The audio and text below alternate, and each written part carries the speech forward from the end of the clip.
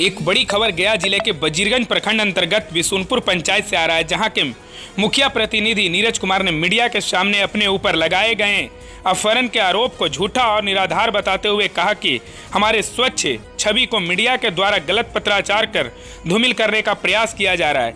वहीं इस संदर्भ में टनकुप्पा थाना प्रभारी ने बताया कि नीरज कुमार के ऊपर अपहरण करने का आवेदन दिया गया है, जिसके आवेदन में जिक्र किए गए घटना स्थल का निरीक्षण किया गया तो किसी प्रकार का कोई भी अपहरण नहीं होने की बात सामने आई है। देखिए ये रिपोर्ट। क्या समस्या आ रही है सर बताइए। मेरा नाम नीरज कुमार हुआ, घर मेरा मलठिया है, पंचायत बिशुनपुर। मैं मुखिया प्रतिनिधि हूँ पंचायत बिशुनपुर का।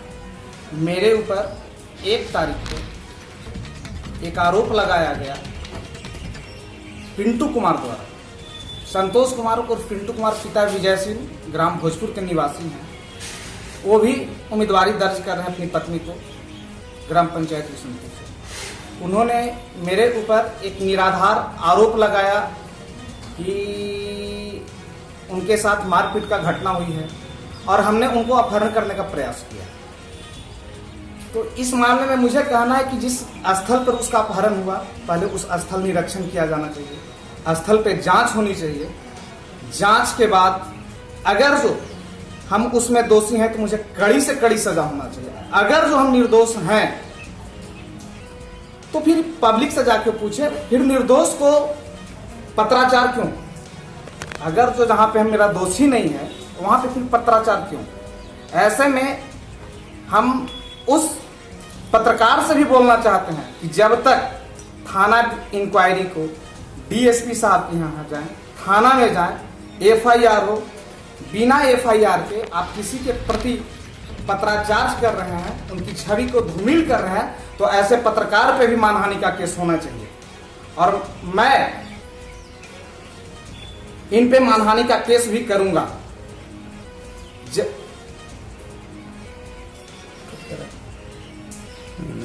बीच में मेरी छवि को धूमिल करने की कोशिश की जा रही है। अतः मेरे प्रतिद्वंदियों को ये बहुत बड़ी साजिश है कि इन्हें चुनाव मैदान से हटाया जाए और आगे भी मेरे ऊपर ऐसा मानसिक प्रताड़ना करने का कोशिश और साजिश किया जा सकता है। अतः हम पत्रकार बंधुओं से निवेदन करते हैं कि इस तथ्य को सबके सामने रखा जाए कि जिसके अगेंस्ट में आप पत्राचार कर रहे हैं तो कम से कम उसकी समीक्षा थाना से होनी चाहिए। आप थाना में जाकर एफआईआर कॉपी देखिए, आप प्रभारी से मिलिए, आप प्रशासनिक पहल कीजिए। अगर जो उसमें वाकई में हमारे ऊपर आरोप है तो आप पत्राचार कीजिए, कहीं कोई दिक्कत नहीं है। लेकिन बिना पत्राचार का आप केवल एक साजिश के तहत किसी प्रतिद्वंदी के कहने पर आप पत्राचार कर रहे हैं तो बहुत ही गलत है, ये न्याय संगत नहीं है। कौन से पत्रकार, कौन से पेपर या इलेक्ट्रॉनिक मीडिया, किस चीज में आपका ये धूमिल किया गया है? वो हिंदुस्तान के पत्रकार थे और उनका नाम उपेंद्र कुमार है। वो टनकुप्पा के रहने वाले हैं। विशेष तो उनके पिता जी का नाम मुझे नहीं पता है, लेकिन इतना पता है कि उपेंद्र कुमार उनका नाम है। आपका क्या इस चीज के बारे में जब आप पत्राचार के माध्यम से जाने कि हमारे ऊपर एक धूमिल किया गया हमारे छवि को, इस पर क्या एक्शन लिया अभी तक? हाँ, मैंने जाके डायरेक्ट, मुझे थाना प्रभारी द्वारा बुलाया भी गया, लेकिन वो बिल्कुल हमसे काफी पूछताछ भी की गई, लेकिन वो बिल्कुल जितने भी मेरे ऊपर लगे आरोप थे बिल्कुल बेबुनियाद थे और बिना तथ्य के थे।